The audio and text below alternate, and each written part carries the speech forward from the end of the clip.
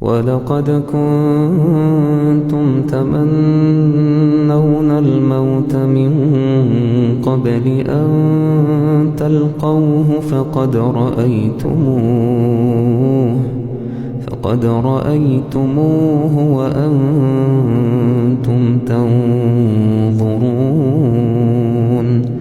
وما محمد إلا رسول قد خلت من قبله الرسل أفإن مات أو قتل انقلبتم على أعقابكم ومن ينقلب على عقبيه فلن يضر الله شيئا وسيجزي الله الشاكرين